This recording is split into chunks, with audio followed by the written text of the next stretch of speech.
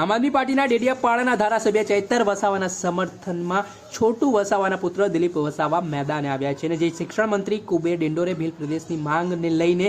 તેમજ આદિવાસીઓનો વિકાસ ભારતીય જનતા પાર્ટીની સરકારમાં થઈ રહ્યો છે તે પ્રકારના નિવેદનને લઈને દિલીપ વસાવાએ વળતો પ્રહાર કર્યો છે અને દિલીપ વસાવાએ કહ્યું છે કે જે ભારતના સંવિધાનમાં આદિવાસીઓને અધિકાર મળેલા છે, શેડ્યુલ 5 જે આદિવાસીઓના હક અને અધિકારની વાત કરે છે, તમે શું હક અને અધિકાર માટે જે જોગવાઈ છે તે મુજબ તે લાગુ કરી બતાવી છે। સાથે તેમણે શિક્ષણ મંત્રી કુબેર ડિંડોર ઉપર પ્રહાર કરતા કહ્યું છે કે શું ફક્ત આ દેશમાં ઉદ્યોગપતિઓ જ ટેક્સ નથી ભરતા, સામાન્ય જનતા પણ ટેક્સ ભરે છે। તેમણે આદિવાસી વિસ્તારોમાં જે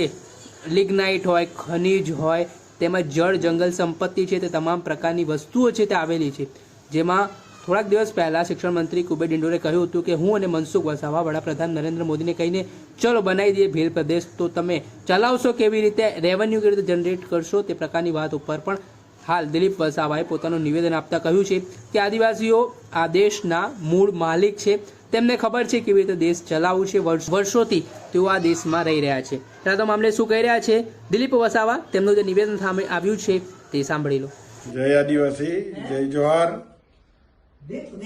શિક્ષણ મંત્રી શ્રી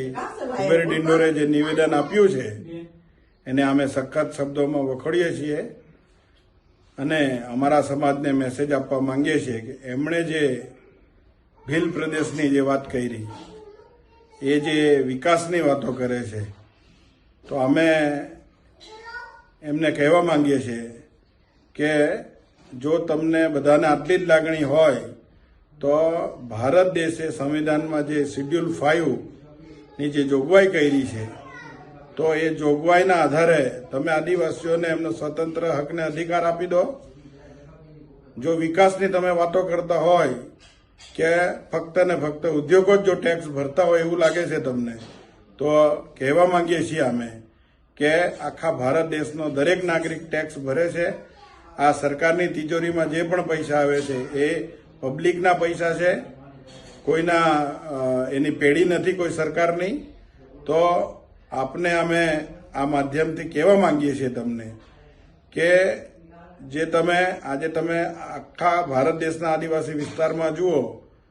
તો ભારત દેશના આદિવાસી વિસ્તારમાં જ ટોટલ સંપત્તિ આવેલી છે। આજે જે પણ ખનિજ છે એ આદિવાસી વિસ્તારમાં છે, આદિવાસી વિસ્તારમાં જ ડેમો પણ આવેલા છે ને આદિવાસી વિસ્તારમાં જ જે કયા ઉદ્યોગો બી આવેલા છે। તો આજે જે ટેક્સની વાત કરો છો તમે કે આદિવાસીઓ કેવી રીતે ભીલ પ્રદેશ બનાવીને એ રાજ કરશે, તો તમને કહેવા માંગીએ કે આ આદિવાસીઓએ જ આ ભારત દેશ આદિવાસીઓનો જ છે ને આદિવાસીઓને પૂરેપૂરી ખબર છે કે કેવી રીતે અમારે રાજ કરવું જોઈએ ને કેવી રીતે અમારું જીવન ચલાવવું જોઈએ। એટલા માટે આ શિક્ષણ મંત્રી શ્રી કુબેર ડિંડોરે આ વાત કરતા પહેલા એમણે વિચારવું જોઈએ કે આદિવાસીઓ પર જો શક કરતા હોય તો એમણે એ વસ્તુ ભૂલી જવી જોઈએ અને જે ભીલ પ્રદેશની વાત કરતા હતા એ ભીલ પ્રદેશ એ આદિવાસીઓનો છે અને આદિવાસીઓનો રહેશે।